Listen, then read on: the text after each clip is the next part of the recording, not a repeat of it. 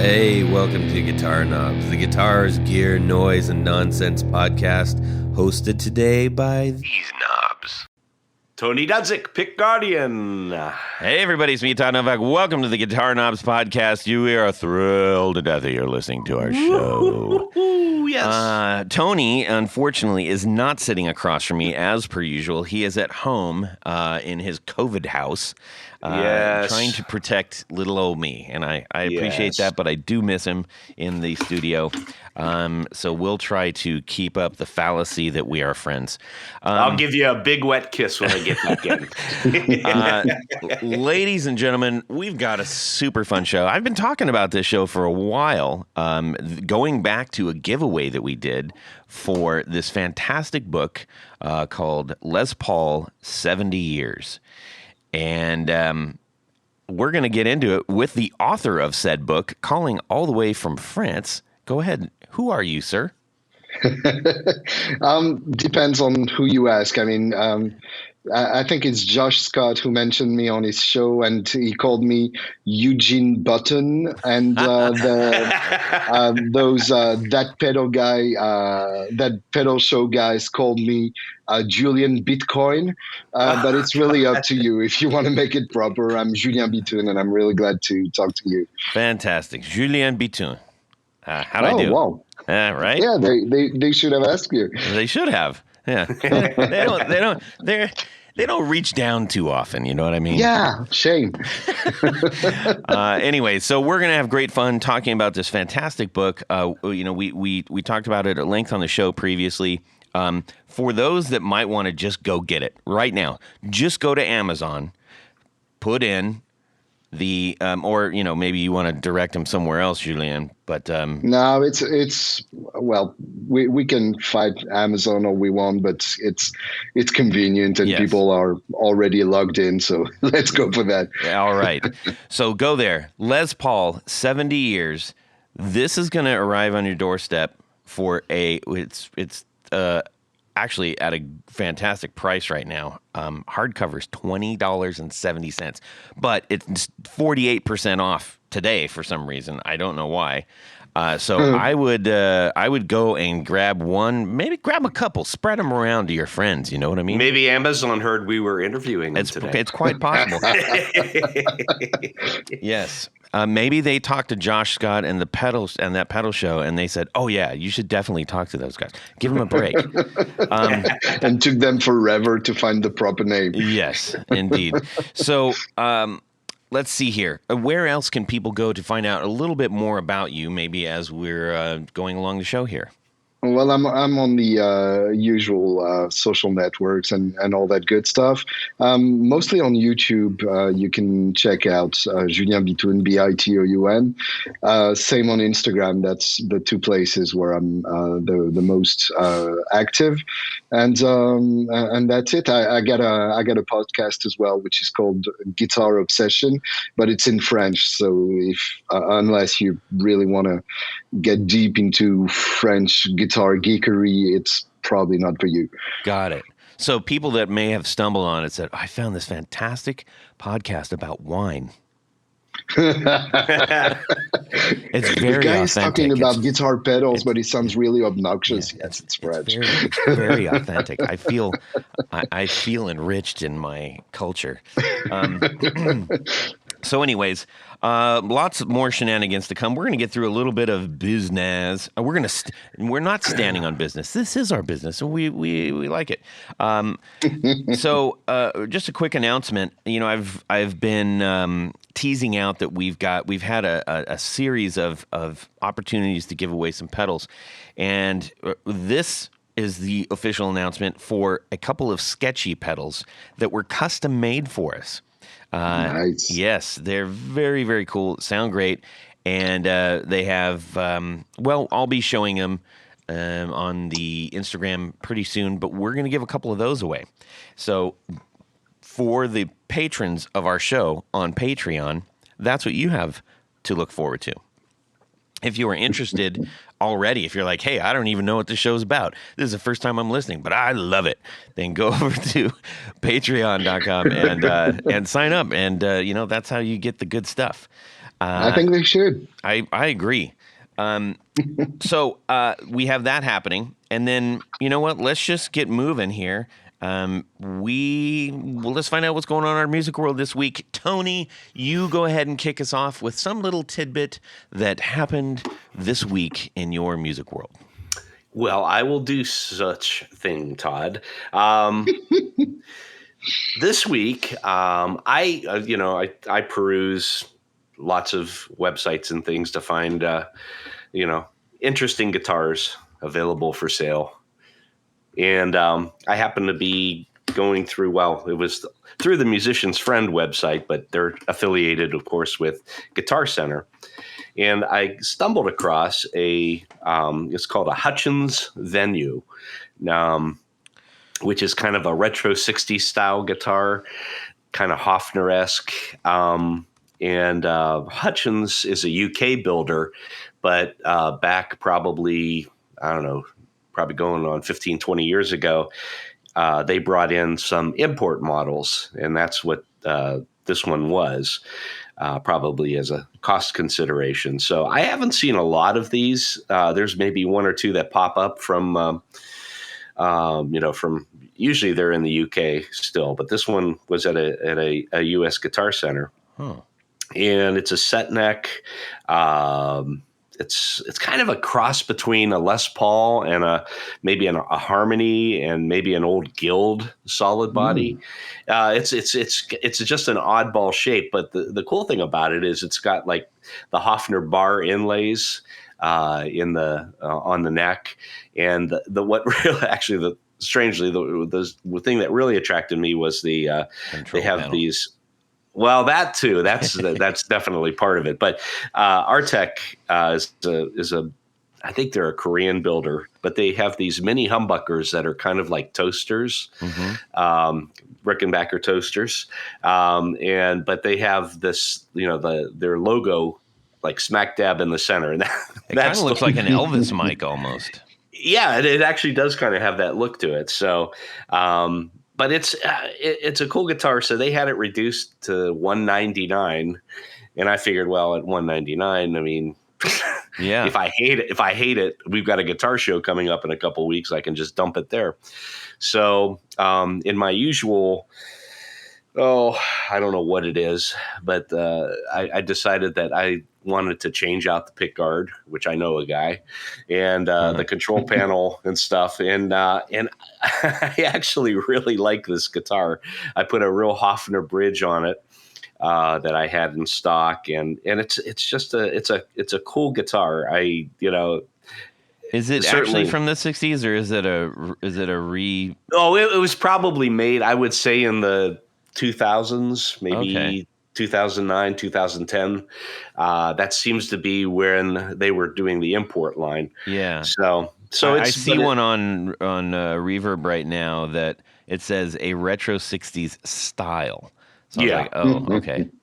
Yeah, so it's got it's got the look of, like I said, it's now, of course, it looks even more like a Hofner because I used Perloid on the guard and the control plate and changed things up a little bit. So yeah, I mean, it's kind of fun, and for $200, it's not a bad deal at all. The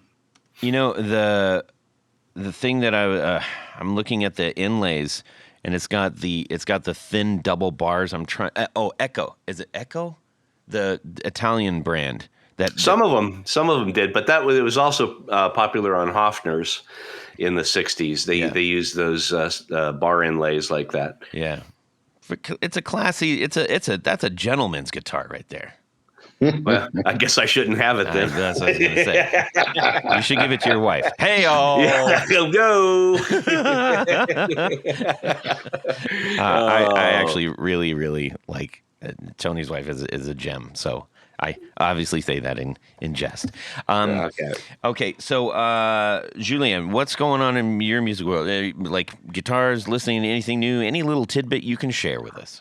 Well, it's been a great week for me. I went to Belgium on Tuesday night because Saint Vincent was playing Oh there. yeah. Oh, Okay. cool. So I really love her latest album, All Born Screaming, which is, I mean, it's kind of Bowie's indus side, but put to the to a more modern prism, if that makes any sense. Sure. And on stage it was amazing. She had Bowie's last drummer, who plays on Black Star.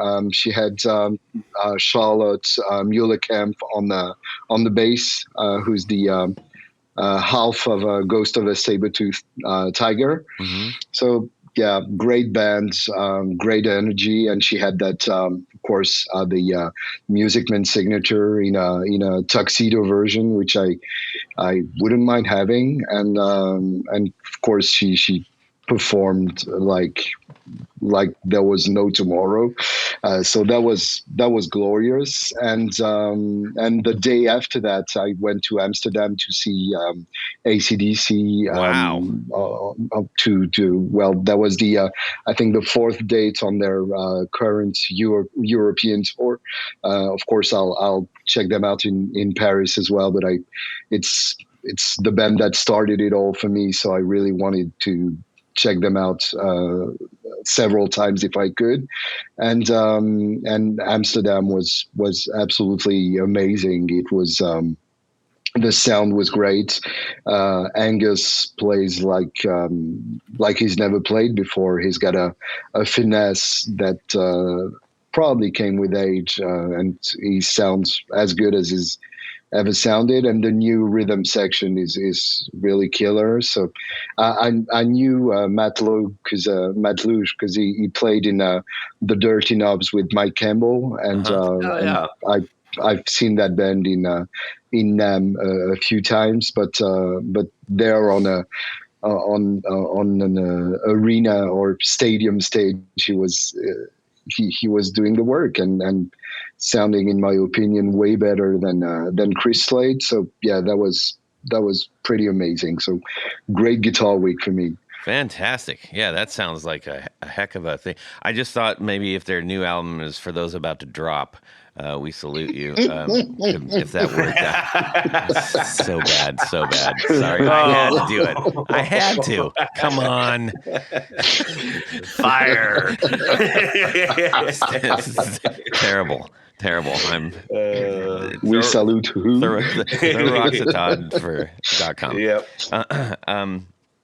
I actually have never seen them live, and I was telling my daughters, I'm like, okay, if they make it around where anywhere where we are, we're gonna try to go take care of business at that.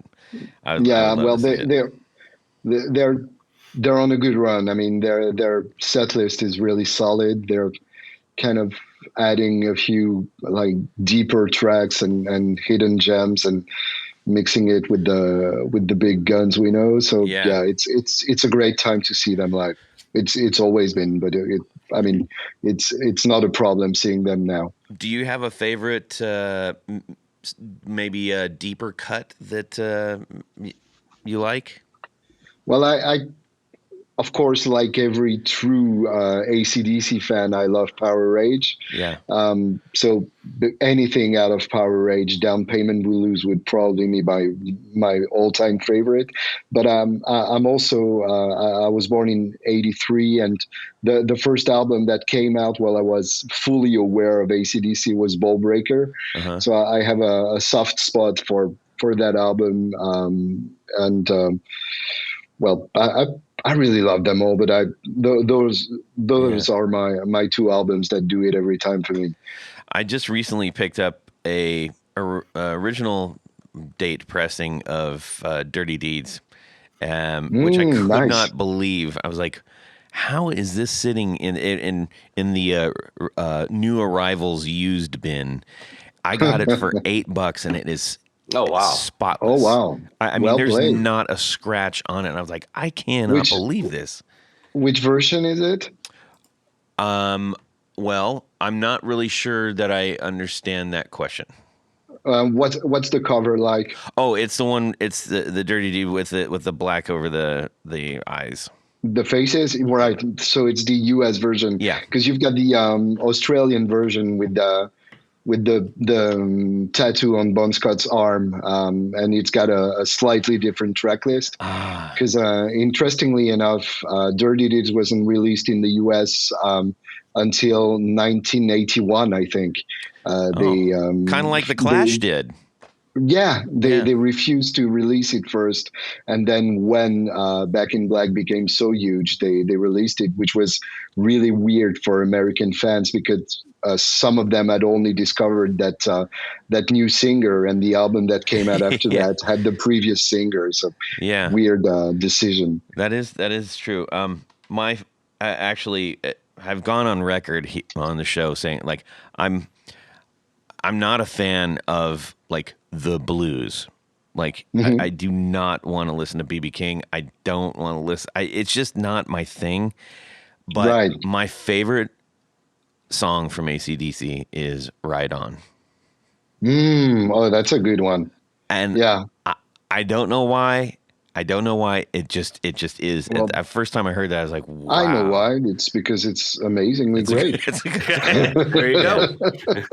Yeah. And there's another one, but it's kind of harder to find because it was on the Australian edition of Let There Be Rock. It's called Rhapsody in Blue, and well, the name sounds very crass, but it's a deep blues, and it sounds really, really nice. Yeah. Well, that's really fun. That's very, very exciting stuff. I hope to see them before, they don't play anymore. Yeah. What about you, Todd? Well, so we had a fantastic practice for my band. We got a whole bunch of stuff knocked out, which I was very happy about because we've kind of been sitting in limbo for a little bit, just letting everybody take a breather and regenerate and get familiar with new material that we're getting ready to, finish. And so that was just really exciting and fun and wild. And I actually bought a drum piece. I bought a Vibra Slap for my drummer because there's one part. It's like the one hit that we need that. It's like clutch on the song, and so that was kind of interesting. Getting Vibra Slap is the best. There's the Load era Metallica made great use of the Vibra Slap. Yeah. Yeah. I mean, it's one of those things like this needs something. I'm like, I know exactly what this needs. Hold my beer. Yeah. So I was doing that. And then I've also been actually playing a lot of bass, like to just kind of come home and wind down to, because you don't have to work.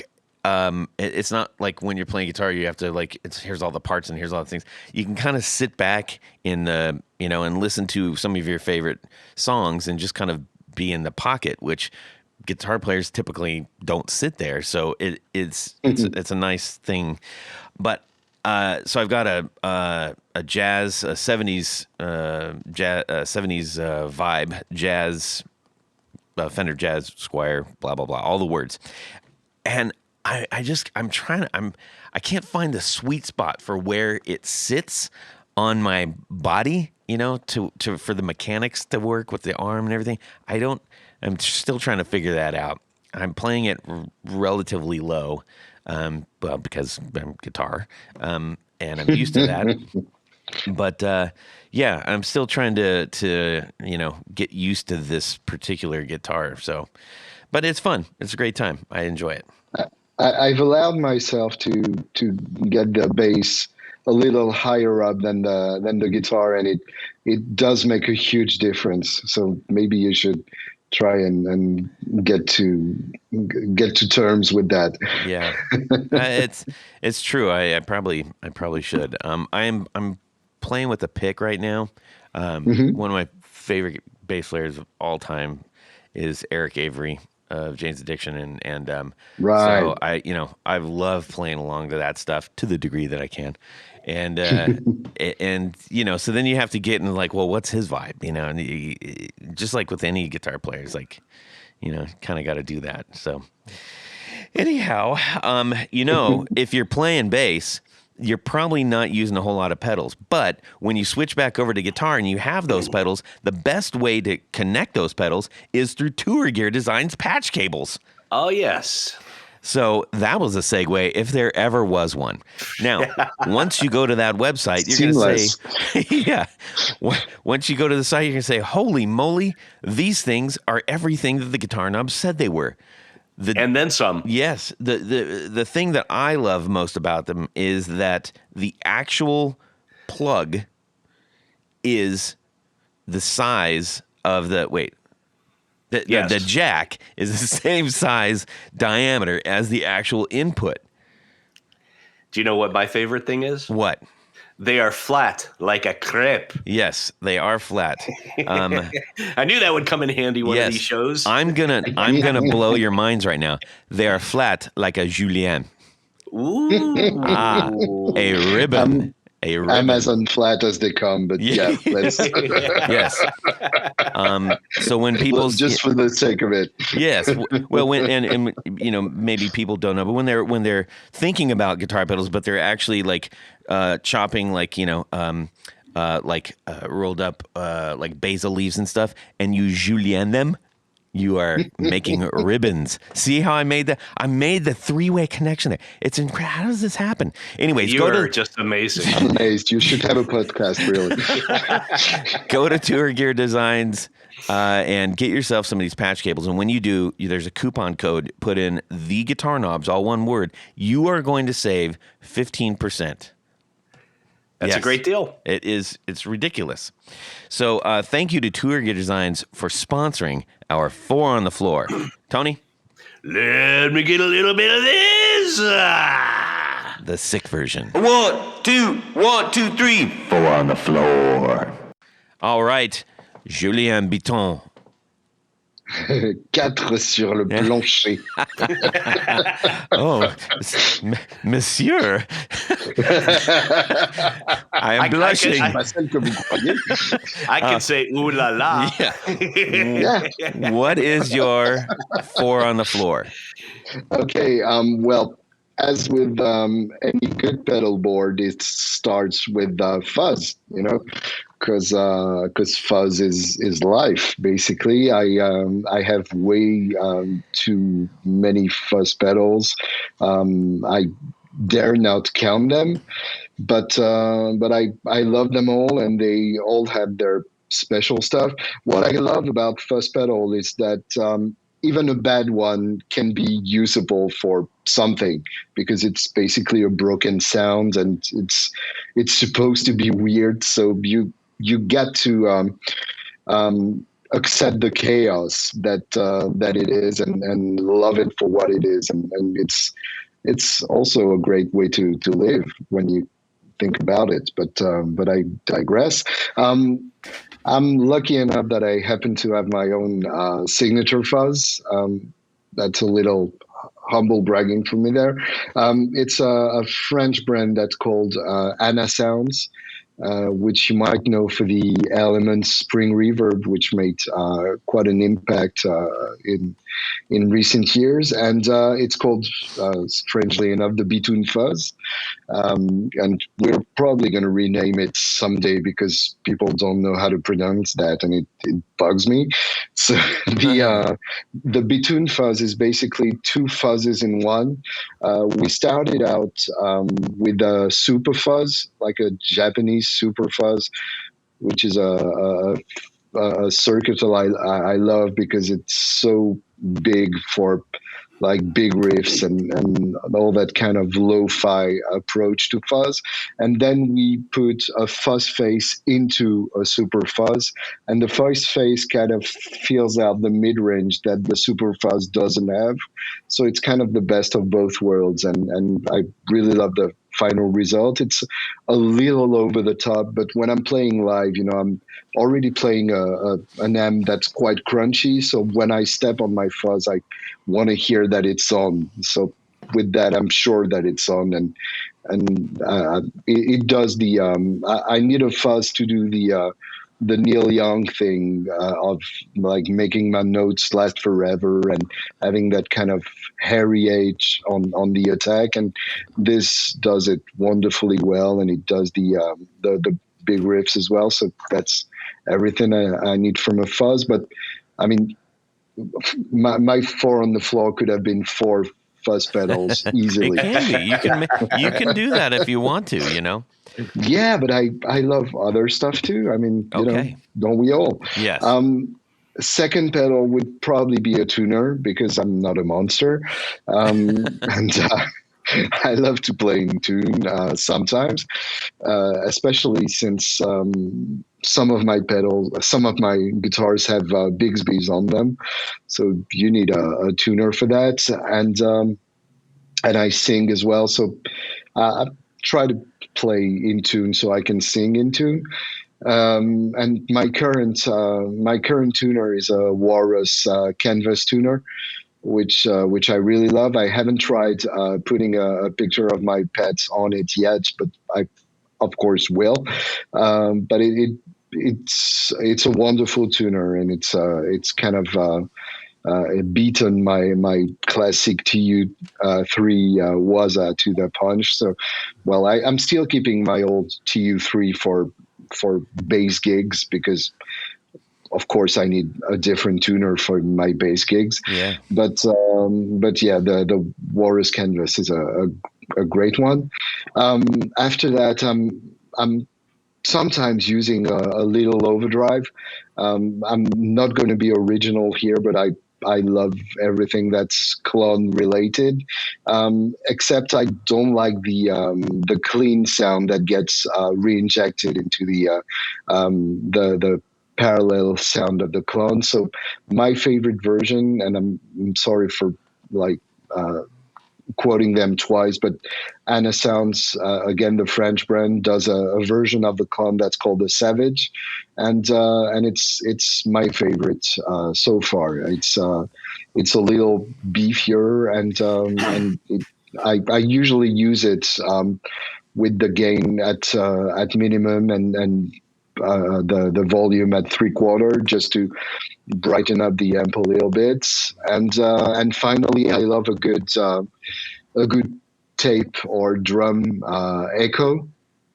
I love those kind of ambient spacey sounds, or I love a nice slapback as well. I'm lucky enough that I've gotten to know a few actual tape echoes. Like the full tone sounds pretty good, but it's not really reliable. So I've done that in favor of the Echo Fix, which is an Australian replica of the Space Echo, and it so far it works, and it works beautifully.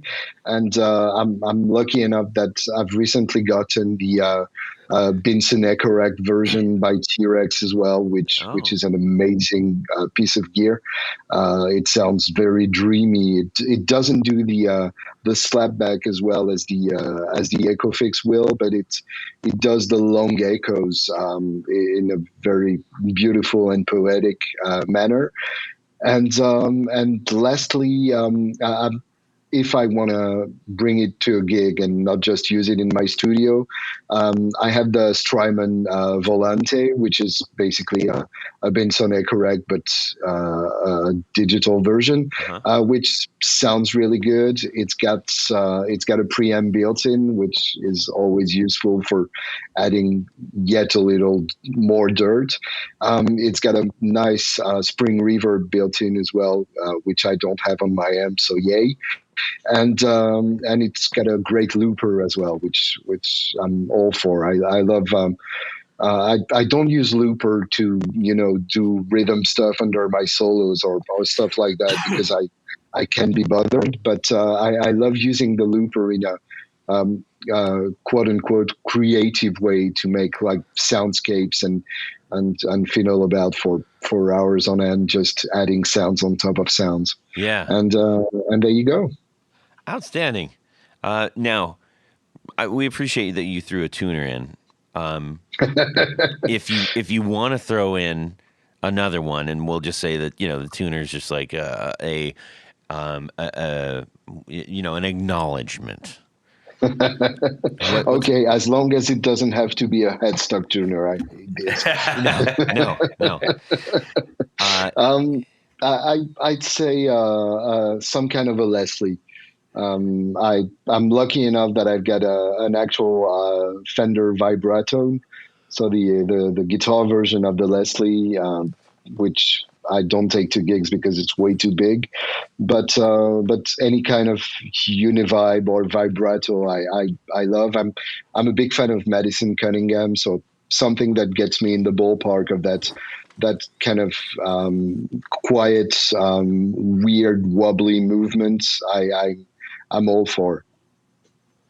Perfect. Nice. Perfect. Yeah, we don't really, not a lot of, we don't get a lot of Leslie love on the Four on the Floor. I don't think we've ever. That might be a first, actually. Oh wow! Yeah. How weird. I don't know if people it's just don't gorgeous. get it, or whatever.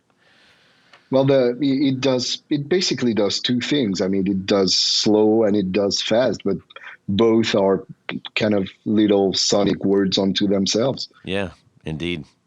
Tony, do you get into Leslie stuff at all? Did you ever do that? I've over the years I've owned a couple of simulators.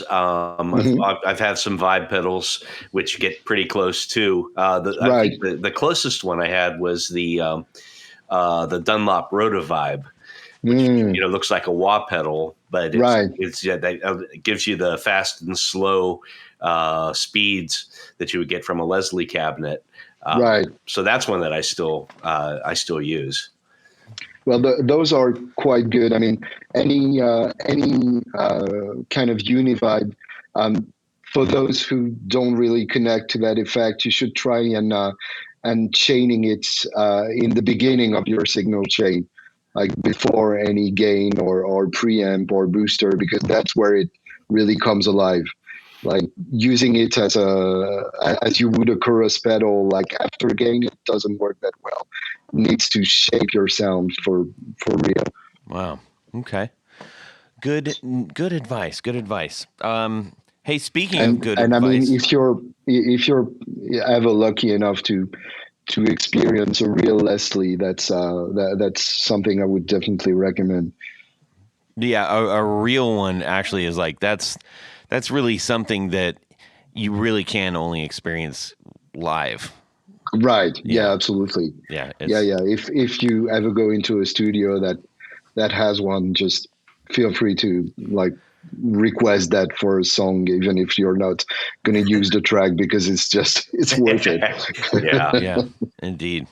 Well, Julien, as fun as it is talking about your pedals and your signature pedal, that's very cool. Go out and get that, everybody.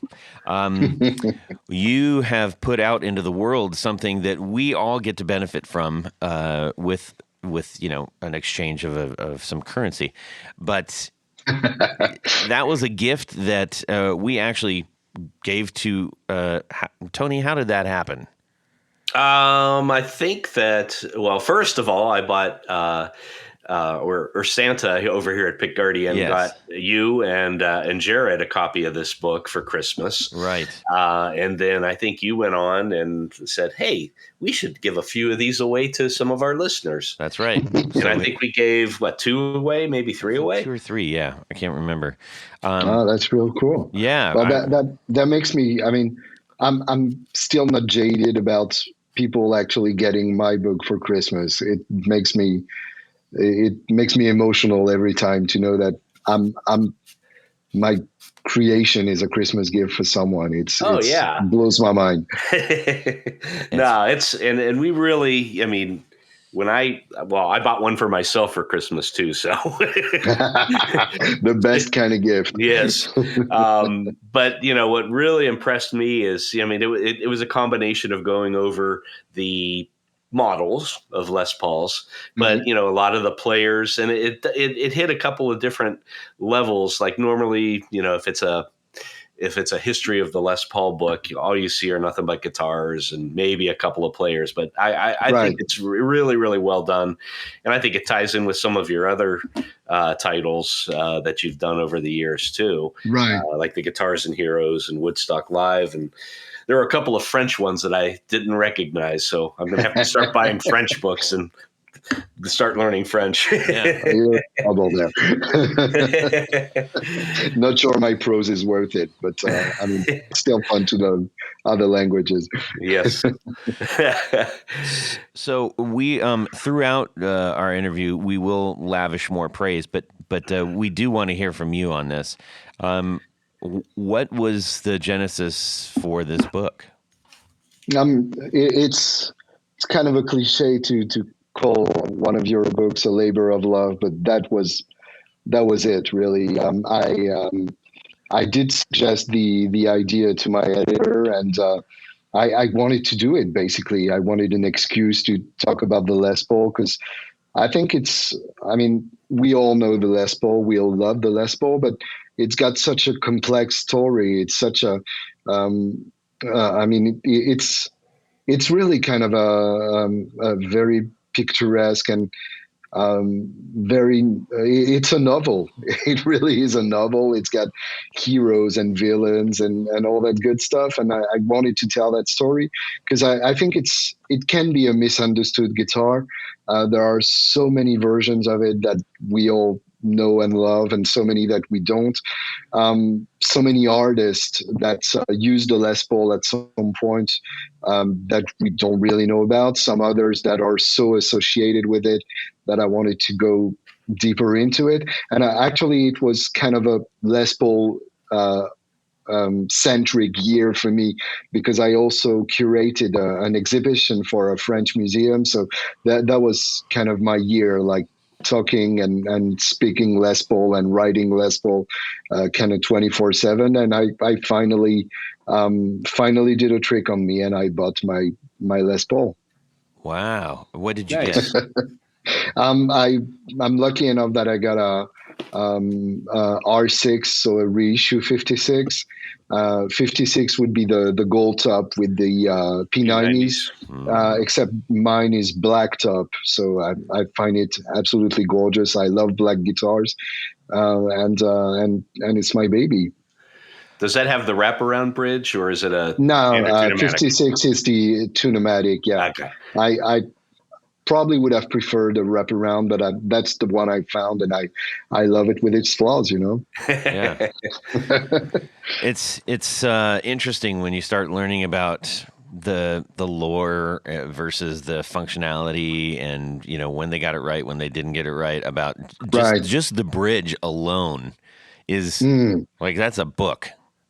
Yeah, absolutely. It's I mean, every part of the Les Paul deserves its own book in a way, and every decade of the Les Paul deserves its own novel, as I said. And yeah, the bridge started off really wrong, terribly wrong. Yeah. Oh yeah. And then went perfect, in my opinion, with the wraparound, and then got classic with the Tunematic, and you've got a few variations that are really interesting as well. I think a Bigsby on the Les Paul is always a good bet as well. I mean, there's even a Floyd Rose can sound interesting on the Les Paul.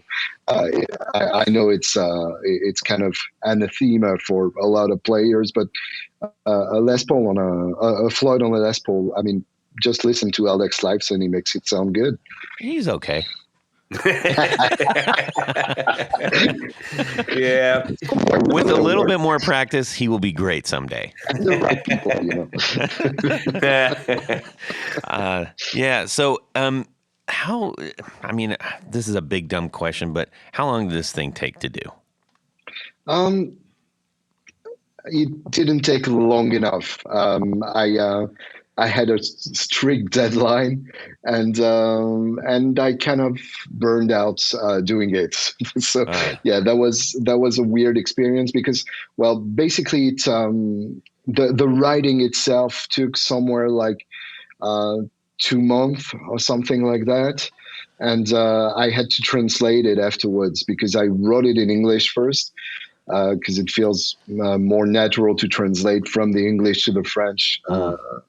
The opposite would feel kind of weird to me because, well, most of the guitar books and guitar magazines that I read, of course, are in English. So that's how it comes naturally to me.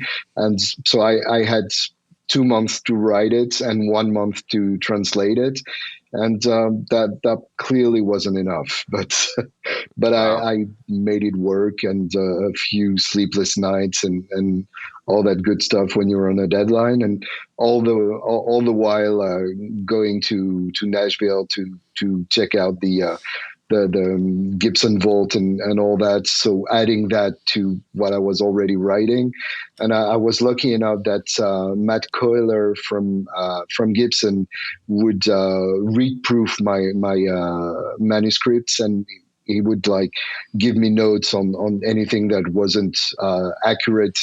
And since he's really knowledgeable about the history of the brand and the model, I'm really confident in that book doesn't have too much faffing about with the truth in it, to speak politely. So you might have even crossed paths with Jared. He's one of our co-hosts. One of the he's been with us for a long time. He works at Gibson now. He's the pickup guy there, and he's Nice. If you saw somebody that looked like they couldn't fit through like a door, either That was way, him. that was him. Okay, well they have a few of those in Nashville, so yeah. But I definitely I probably ran into him in the Gibson factory. Yeah, That's exactly how it would have happened. You would have just run into him because he would have been blocking out the light. Yeah. Anyways, we love Jared. Jared, this would have been a great one for you to be on, but we know you can't always make it these days. But anyways, next time you're down there, then we'll make sure that you guys get to connect. I'd love that. So you mentioned some of the difficult, or well, not some of the difficulty, but you mentioned your process. This is not your first book. You have how many books that you've done before? I think it's my fourth or fifth. I mean, I've translated a few as well. I think it's the fourth, that I've done from scratch. What, from a writing process, I'm terribly interested in the perspective of authors and stuff. I absolutely devour the masterclass videos that are author based, author and director. Right. I love them. I get that. Yeah, absolutely. So, what, in your words, is the trickiest thing to navigate with writing a book like this? Well, it all starts with a plan. I mean, the bulk of my book needs to be an Excel file with all the little boxes ticked, and I need to think that way, like in chapters and chapters within chapters and parts within chapters, and all that, those minute details before I get to writing. I need to know where I'm going. I need to know what percentage of the book I'm going to spend talking about the 50s, the 60s, and so on. And I need to know when I'm going to mention that band or that player or that model. And I need to know all that beforehand. So basically, I do a first draft of that plan beforehand, that first table of contents beforehand. Then I do my research, which is, can be anything. I mean, doing research is not necessarily learning things. It's two things. It's, of course, learning new things, because you've got all those great books that have been published before mine that have a lot of info that I needed and that I wanted to get deeper into.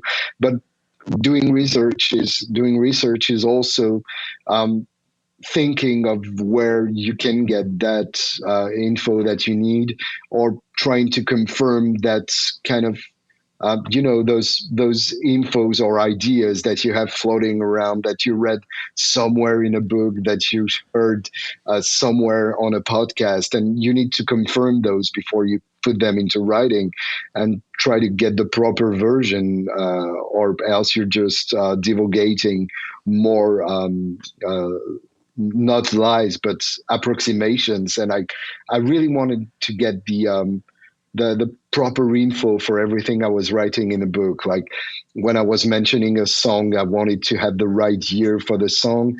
When I was talking about a model, I wanted to get the absolute right specs and the right year of building, the right year of release. I wanted to get the right numbers of guitars produced for each year. All that stuff that seems kind of mundane compared with the bigger picture, because after all, it's a story that needs to be told. But I wanted to get all the details right so that because I mean, getting the bigger pictures the bigger picture is also getting all the tiny pictures right. If you see what I mean. That's a great way to look at it. Once you've done all that, that would be like a 12-page. I mostly work on Google Docs so that I can edit the docs whenever I feel the need to do that. So I can do it on any computer I'm logged in. I can do it on my phone if an idea comes at any point that's not convenient for having a computer around. So Google Docs is a good way of doing that. And once I had those 12 pages of research, mostly notes or sometimes quotes as well that I've found in videos. I've like binge watched all of Gibson TV's interviews and rig rundowns and all that good stuff to find the right quotes and everything. And so once I had that, I mean, it just might be like watching an hour and a half long video to get one quote. And that's how deep I want to go, because I don't want to get the wording wrong. So I'm watching the whole Rick Nielsen rig rundown. Poor me, it's too hard a job. And so once I have that, I come back to the table of contents, move around what I need to move around. And I'm working in parallel with the table of contents and with the notes, trying to see which chapter the notes are going to fit in.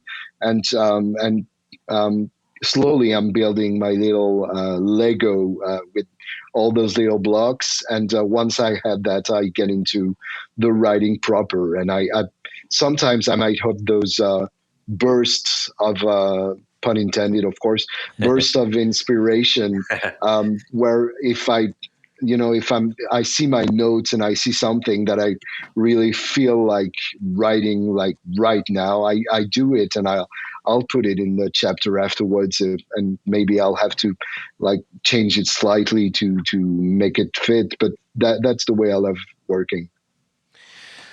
Nice. Well, that's our episode, everybody. And also, I sorry about that. I forgot to mention interviews, because I've done a few of these.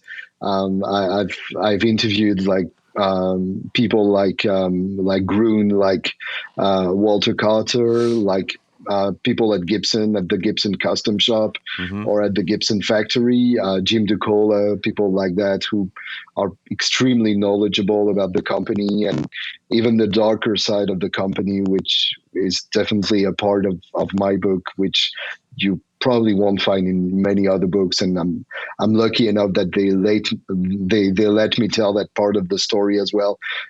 I think, well, it shows intelligence on their part. Yes. But yeah, any book that would have been published before 2021 basically wouldn't have that part of the darkness of the story. But yeah, I do interviews and I have to transcribe these. I was lucky enough that I'm friends with Bumblefoot Ronthal, and he hooked me up with a friend of Les Paul's, a childhood friend of Les Paul's. I Oh, mean, wow. not childhood, but he was a local cop, and he became one of Les Paul's only close friends. And I did an hour and a half interview with him, which was extremely moving, and I transcribed the whole thing as well. I mean, every interview needs to be properly transcribed if I want to get the proper excerpts from it. And I might only keep like one sentence, but the rest of it also is informed by what those people told me. And if I don't do the research work before that, my interviews are not going to be including the questions I need to get the proper information, because people are usually willing to talk if they see that you've done your homework and you know what you're talking about. If you've got access to someone like Jim DeCola and just ask him how are Les Pauls built, I mean, you're just wasting his time and Yeah, yours. absolutely. So Yeah. you got to do the work and the work before and the work after. Yeah. Yeah, for sure. And it's so So obvious when all that in 2 months. yeah, that's incredible. I'm astounded at that. I do have I gotta ask, like, what is your in the process of your book? You know, you obviously worked very hard, but once it was done, did you get to think about, like, what was your favorite aspect of the book as it is now? Interesting. Well, my favorite aspect of the creation was the Nashville trip, because, well, I would have done the book if only for that trip. You know, getting a chance to visit the custom shop, visit the factory, spend some time in the vintage stores there, talk to Rumble Seat as well, and of course spend some time in the secret Gibson vault. That was a real blast, and having access to the original shipping ledgers as well was kind of, I mean, Oh yeah. it was very moving.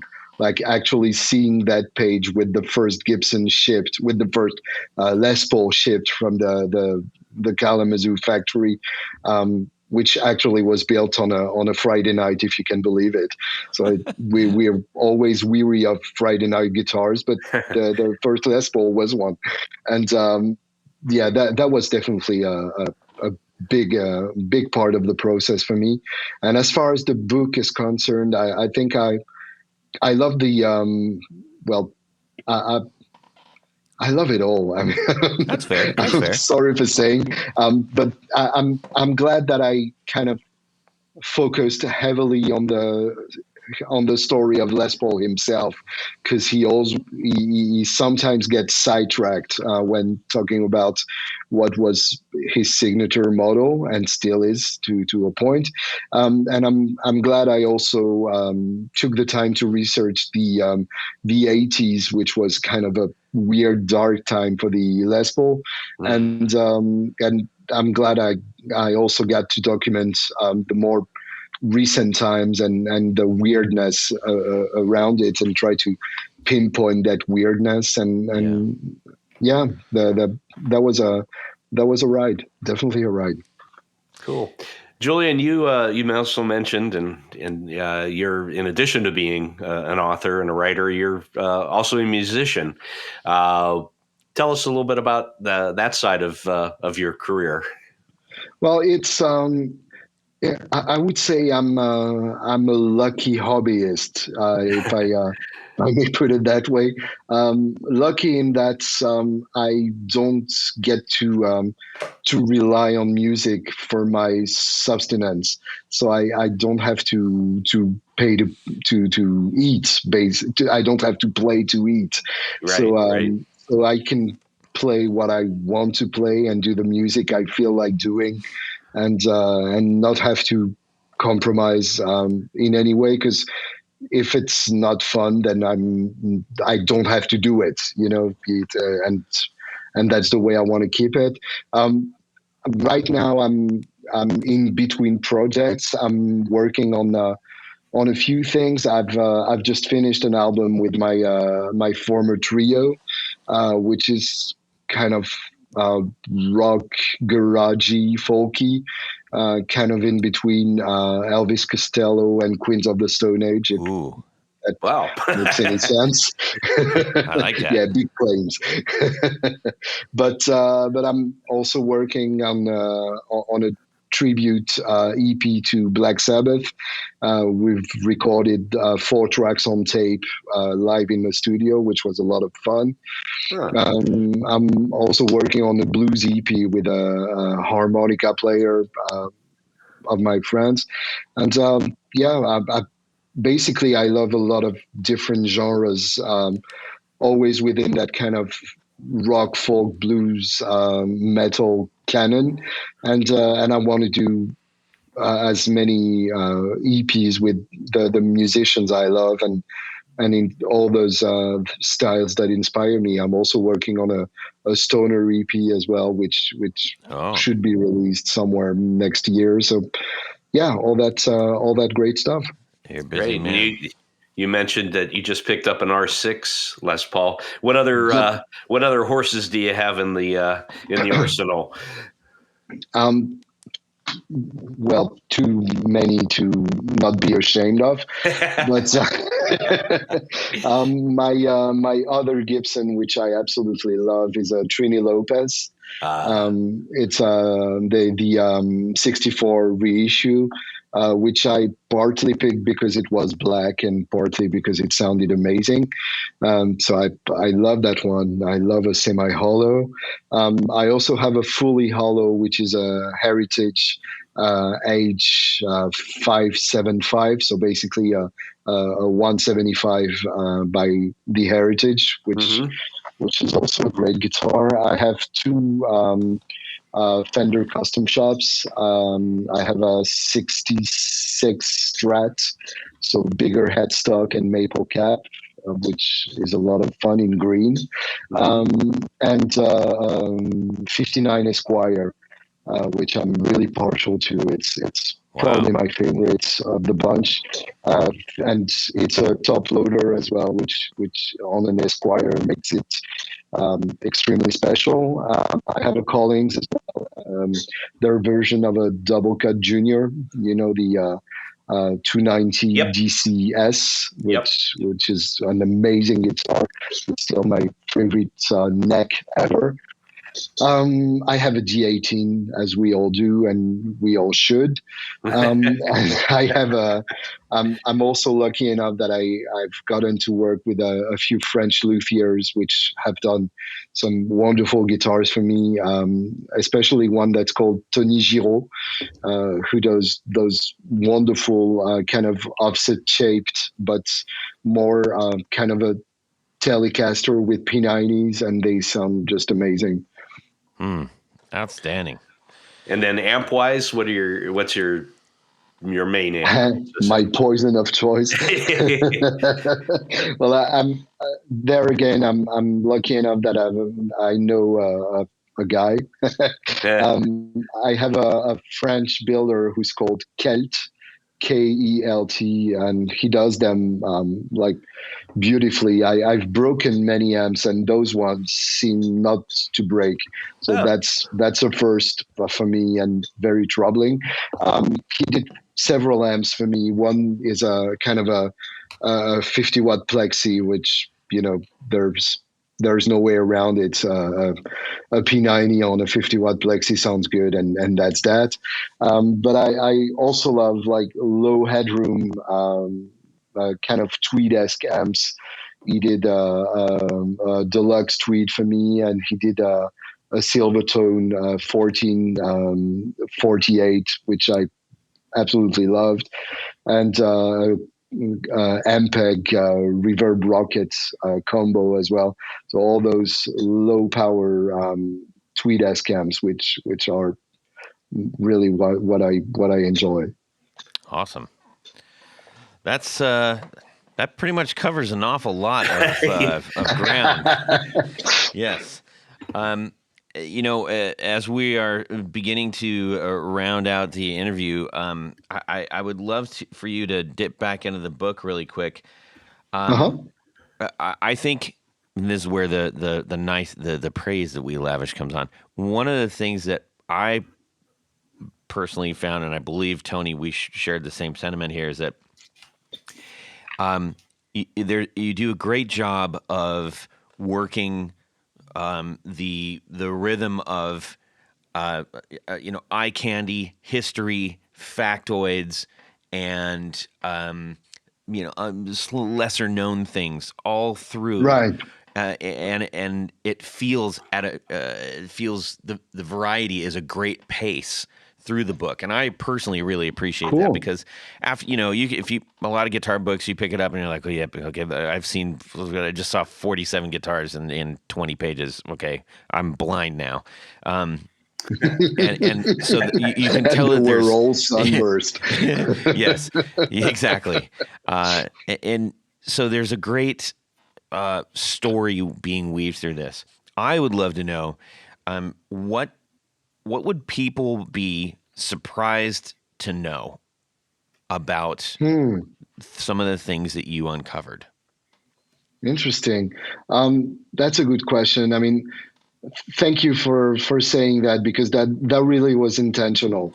I wanted to add a few lesser known players, because I mean, one can only get so many Jimmy Page stories before they go completely nuts. Yeah. And I really wanted to talk about the musicians that keep on doing the Les Paul, making the Les Paul relevant as well. Mm-hmm. And the guitars as well needed to be specific guitars. I mean, for some of them we had to use stock photos, but most of them are actual guitars that we searched for and we found in several vintage stores, and they're like individuals to me. Like, some of them we had one detail that was interesting and we needed to capture that detail. I was lucky enough to travel with a photographer, so he really could hone in on what I wanted him to show on the pictures. So, for instance, I wanted a sideway vibrato for an early SG, and we found that, and I really wanted a revealing close up of that, and so many details like that, like the logo on the early gold tubs that's way lower than it is on the latest gold tubs. I wanted to capture that as well. So that's why we needed the proper guitars to take the proper pictures, and that's really important to me. Sorry, what was the question again? I'm Well, no, sidetracking that was a great part of it, because that was a surprising thing for people to understand about the process. Right. Well, I think what people would be most surprised about is how different early Les Pauls are from one another. I mean, we've not all been lucky enough to be able to hold a few bursts in our hand, because they're so valuable and so hard to find. Basically, well, people who live in Nashville or LA might have played one or two in stores that have been nice enough to let them play them, but to play like 10 or 20 bursts is kind of a revelation in itself, because of course, first of all, they look very different from one another. Of course, you might know that Gibson decided that the reissue 58 would be the plain top, and that reissue 59 and 60 would be the flamier tops. But back then, there were basically very few flamey tops, even for 59 and 60s, and you can find 68 with flamey tops. So they're all really different. The grain on the mahogany can be really different as well. The shape of the necks can be quite different from one guitar to another, not just from one year to another. And of course, as was it Jason, the pickup guy? Oh, Jared. Jared, sorry. As Jared would probably tell you way better than I could. Every PAF is way different from every other one, and they all have a different output level. They all have their own sonic magic. Some of them are not so good. Some bursts are not so good, and some of them are pure magic. I mean, when I say not so good, I mean it's kind of unfair because I mean not so good for my playing or for what I expect from those guitars, but they might be a perfect fit for somebody else. You know, as with every guitar, they're not Right. better or worse than other guitars. They're just a fit Different. for some players. Yeah. You know, but and same with old customs. I mean, the customs from the 50s are full mahogany, which makes them really different from standards. I love juniors as well, and all juniors have very different sounds, whether you're talking about the early 54 juniors or the double cut juniors from the late 50s, which are really much more driving and cutting. So you'd be surprised at how different those are from one another when they were just kind of, I mean, it's hard to sum it up, but they were kind of blended together to make the reissues, the Yeah. reissues, and I talk about that in the book as well, because of course the reissue is kind of the real thing now because more people have played it than the original vintage Right. guitars. Yeah, So that's a great kind of point. a That's a great point. they're kind of a reference onto themselves, and some of them are getting more valuable than other, which doesn't make any sense, but that's another story for another time. But I mean, the reissues were kind of ideal features of several hundred guitars put together to make kind of an abstract idea of what the 50s Les Paul were. And of course the original ones are way different than that, and they're not again better or worse. They're just different. Nice. So, after doing all of this research and playing so many different models, what is your holy grail Les Paul? um I love juniors, and I cannot lie. Um, Nothing quite gets me like a good double cut junior. Yeah. That's my kryptonite. But I'm also partial to if we're talking humbucker Les Pauls, which most people are partial to. I love gold tops. Hmm. I've noticed that the best vintage Les Pauls I've played were usually 57s, like the well, you know, the humbucker plus gold top is only like 57 and early 58 because half of 58 was gold top and half was sunburst. Right. But for some reason, the old gold tops usually sounded better to me than the old burst. They not always looked as sexy as the burst did, but then again, you know, a gold top that has turned to green with age is quite sexy in itself as well. Oh, yeah. Yeah. Too cool. Too cool. Man, this has been an absolute joy talking to you about this. And I'm curious to see what the next book that you come out with is. We will be highly tuned to that. Are you Cool. working on something new? Yeah, I'm actually done with it, but it's probably going to be French only. So you know, you're gonna have the pictures to look at because I'm working with a fantastic photographer. So I'll keep you posted about that. And yeah, something English speaking might be coming down the pipe at some point as well. I'll keep you in the loop. Excellent. Okay. Well, I've got a revelation that we're going to bestow upon our patrons. We're going to give away 2 more of these books. Nice. Yes, Yay. I'm gonna. As soon as we're done with the show, I'm gonna snag them, and then we want to get these in the hands of our listeners because it really is a great book, and we're so grateful to you for taking the time and having the passion to tell the story the way that doesn't feel like an encyclopedia. Right. Right. Well, yeah. Yeah, listen to the rest of the show for if you want more of an explanation of that. There's too many books about the Les Paul to be that, and an instrument only exists if it's played by musicians, and it's never been more true than in the case of the Les Paul, because basically, if not for the players, the model wouldn't exist anymore. True. Well, everybody, rush out and get yourself one of these. That's going to narrow my pool of who these go to as well.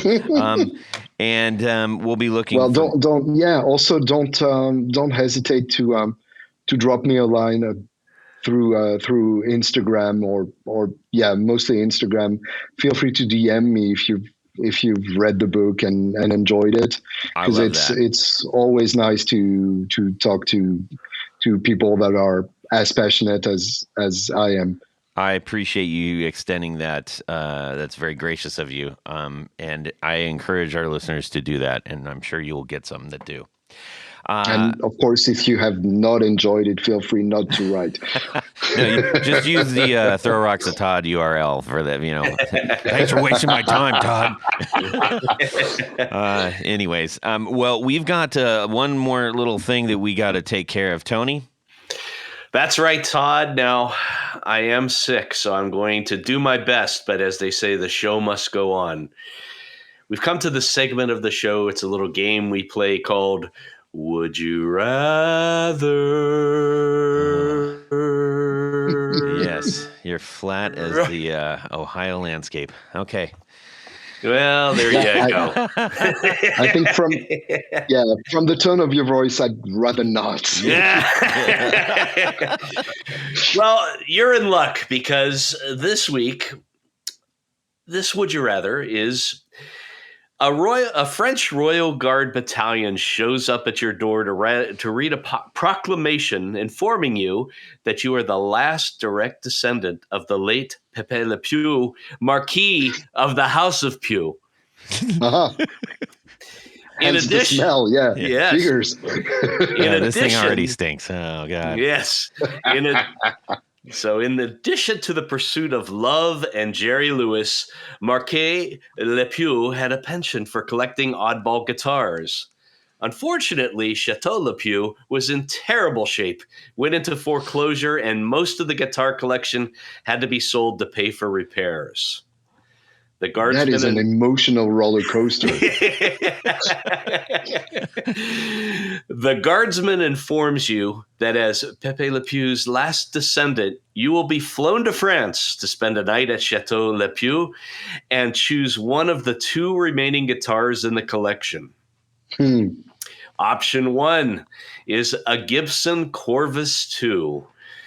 Now, for those who don't know, that was originally designed to be a headless guitar until the Brain Trust decided, we need to put a headstock on there. But they left the body shape the way that it was.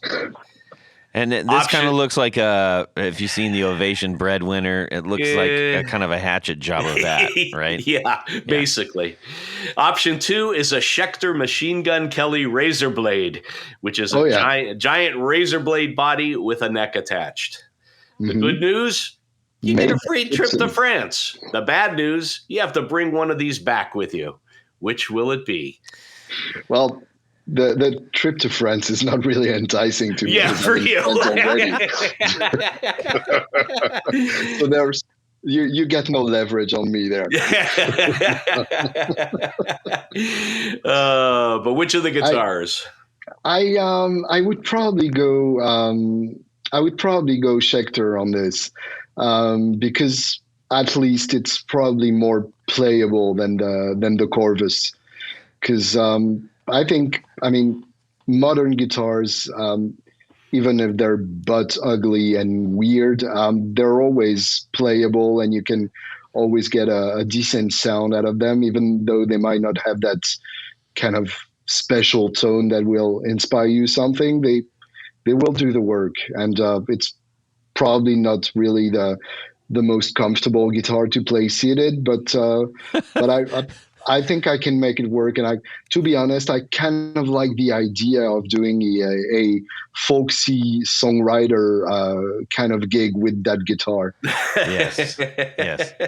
Yeah, you could do you could do the entire British Steel album in there you go. as a singer-songwriter act. Right, Yes. absolutely. I love that idea. Yeah, kind of a moody, dark version of Breaking the Law. That would be amazing. Yeah. Yeah. I might just take up on your offer. Tony, what are you picking? I'm gonna go with the Razor Blade guitar too, because one, I'm a fan of one pickup guitars. Yeah. Two, I've always loved the Bo Diddley rectangle guitar, box guitar. Yeah. So that kind of ties in. I could never. I don't think I could adapt to the Corvus shape. It may play well. I don't know, but they're just so ugly. Sorry. Yeah. I'm going to go with the Corvus simply because it's just such an unwanted child. Yeah. And Yep, and I that is think correct. just for shock value to be able to say, "Ha, look at this," would be kind of fun. Yes. So you're saying the Schecter is a wanted child? Maybe more. Well, clearly on this show, more so. Yes. Okay. Well, yeah. Let's just leave it at that. Yeah. All right. Well, Tony, that was a very, very ingenious, very smart, very creative. Would you rather? I would say so. Well done on that. Thanks, Todd. I appreciate your pandering. Yes. We need to thank a few I'm people. I'm really bummed that all those silver tones had to go though. Oh yes, anything weird was in that collection. And But- Yeah, they probably had a modern as well. I mean, I'm bummed. Yeah. Yeah. Well, Tony, we need to thank some of the people that help make the show possible and help us have these great conversations with people like Julien. That's correct, because at this point of the show is a segment that we thank many people, our patrons, our friends, Yes. our sponsors. We do them all.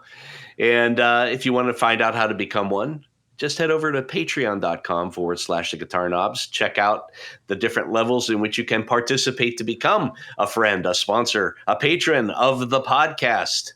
And each level comes with some very nice thank you gifts and opportunities to win free gifts. Things like book giveaways, for instance, And pedals. and pedals and all the good stuff.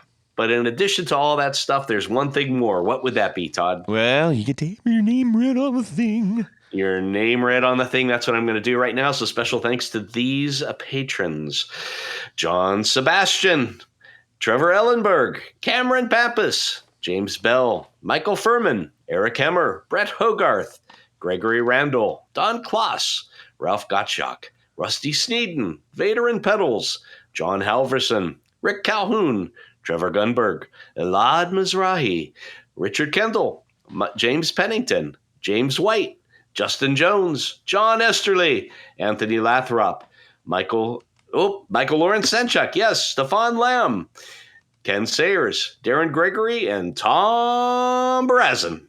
Yes, thank you so much for that. But wait, Todd, in addition to those executive producers, we have a special group of executive producers. We call them our Grand Poobahs. These are the creme de la creme, the top of the heap, the A number ones. And they have a fez to wear upon their head.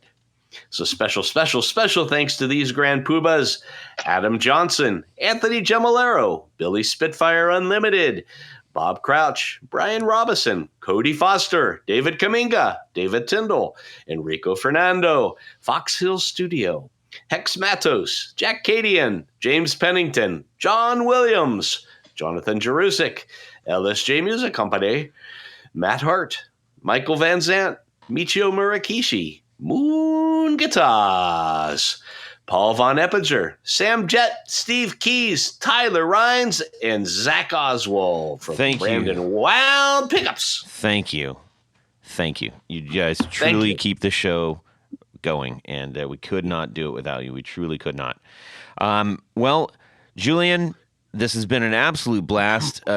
Can you tell us where people can go to get in touch with you, find the things that you're doing, etc.? Sure. Well, firstly, thanks for having me. It's really been a pleasure for me. And I wrote the book. I think it was a year and a half ago, or something like that. So it's kind of nice to dust off those memories. If people want to reach out to me, it's basically Julien Bitoun on Instagram and YouTube.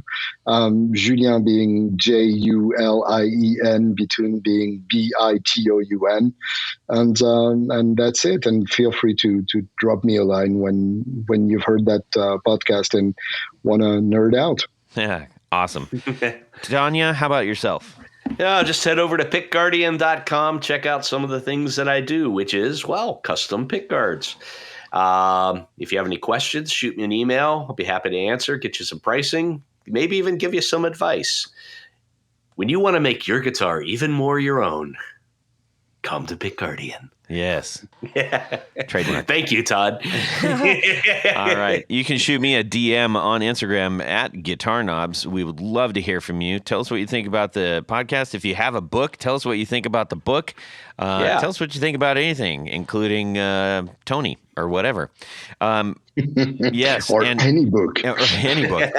And also, when you're driving around town and you need to kick out the jams, check out the Valentinos on Spotify. That's my band. I would love for you to give us a listen. We just hit a pretty monumental number for us on one of our latest singles, and we're super excited about that. So give that a listen.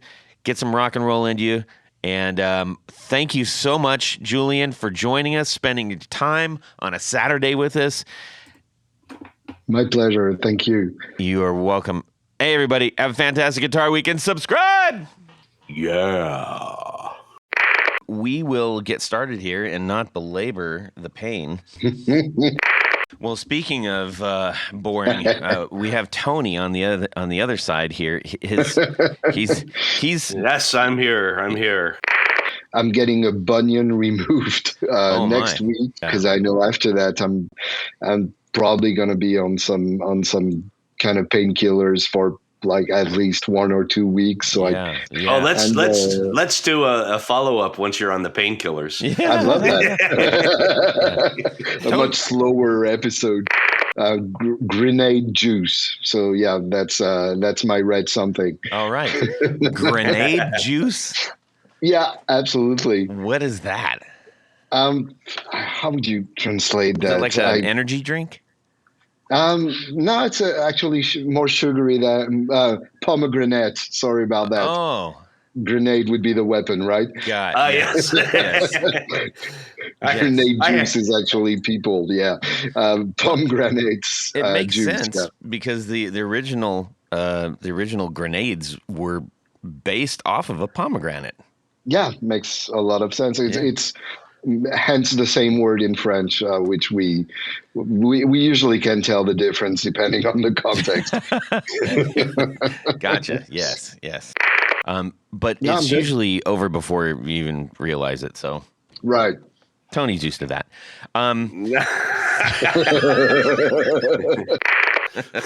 Yeah, everything in French sounds very obnoxious. It's true. Tony had a bunion removed from his face last year. It was Todd. terrible. It was 3, 2, 1. Testing. How do you say that in French? Test de son. Test de toi. Oh, de toi. Ah, de toi. Yeah. Ah, de toi. I do have an affinity, a great affinity for France, studying in Aix-en-Provence. Oh, wow. You Yeah. could have done much worse. Yeah. Yeah, I actually, because we were stupid and also drinking copious amounts of wine, um, Hmm. and we were studying and painting constantly and touring and going, Avion and like Arles and Nîmes and everything, and Sure. outside of our window in our apartment was like a Cézanne painting, like right in front of us because it was Mount Saint Victoire, Mm, and we wow. said, Yeah. you know what? Tomorrow we have a day off. Let's climb that. And we did. And that was possibly one of the most dangerous things I've ever done. I don't know if you've ever been there at the top of that, but at the very top Nah, was a I didn't monastery. venture. It's Okay. yeah. There's a ruin of a monastery, and when you see those guys and it's like they show them on Everest and they're climbing, they're walking this crest just to be at the highest point possible. Hmm. That's exactly what it was like, and because on the Mm. backside of it, it's like a sheer drop. Right. Yeah. You get that in those regions. Like there's the Les Baux de Provence as well, which is stunningly beautiful, but so steep and Yeah, so scary. So yeah, I absolutely get what yeah. you're referring to. That was stupid of us. That was very stupid of us. I mean, I'm not gonna lie. Did you at least get some proper headgear because the sun can be like fierce? I will explain. I had a pair of tennis shoes and a pair of shorts and a t-shirt, and that was it. Right. Yeah. Of And course. and then when we got at the top, we all said, "Well, we have to commemorate this for some reason." And being art students, we said, "Let's all get naked." Because yeah, that's what you Because do. what else do we do? And the funny thing is, so we're all standing there naked, and then we Getting realized, sunburn on the arms is not enough. You get the right, rest as well. right. But we were all standing there, and all the guys are covering up their junk, and all the girls couldn't care less. And then they said, "Who's going to take the picture?" So I was like, doggone it, it's my camera. So I went out and I had to set it. And so everybody, everybody had the most viewing time of me trying to set up an automatic camera to take the picture. It was great fun. Of course, yeah. Anyhow, yes, hope to go back to that region someday. Well, I'll definitely get that mental image when I'm back there. So thank you so much for that. you bet. You bet.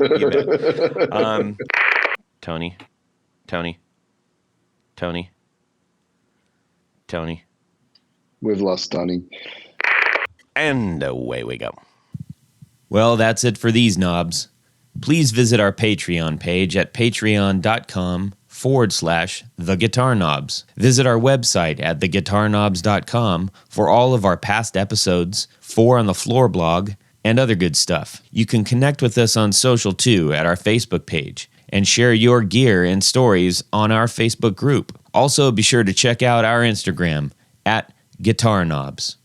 Catch you next time.